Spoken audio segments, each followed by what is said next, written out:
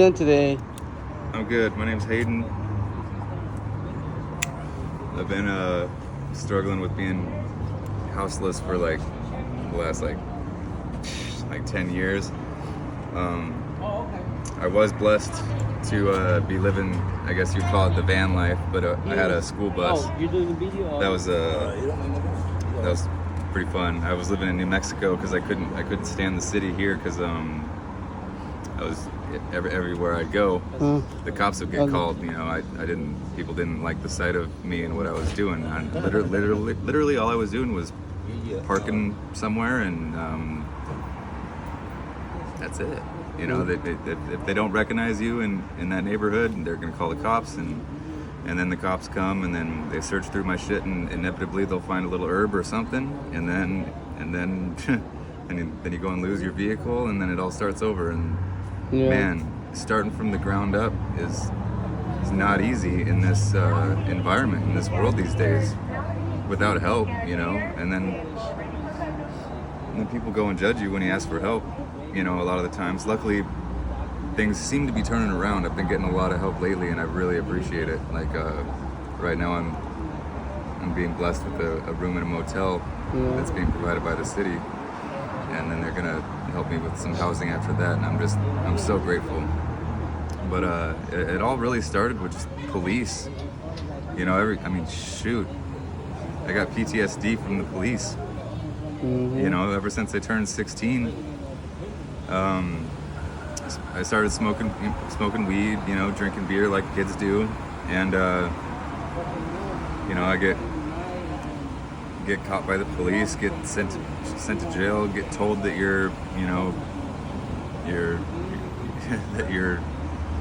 that you're not a good person, you know, all this shit, and it wears on you. And then eventually it became so prolific that you know, every time I see a cop, I feel some kind of way. I get scared. I almost want to pull over right away just to get out of their way. And gosh, it's scary. You know, I've been all these parking tickets, all these registration bills, insurance bills. You know, you got to pay. Are you serious? It's right here, Linda. Linda's got a good story. Yeah. I'm not even dressed. And, I'm doing a video interview right now. Get the hell Thank out of the way. you. Yeah, there's actually a lot of really good people on the streets. You know, a lot of really interesting people that have a lot of talents. A lot of it's incredible. You know what's going to waste. You know, what people overlook just because of their financial or housing situation is. You know. I actually have a fine arts degree, and I got a bachelor's degree in fine art. I'm an artist, so pretty much my whole life I've known that I was going to be poor. Yeah. So, I mean, and you know, and that's another thing. You know, you get caught up in these. Go on. All right, sorry.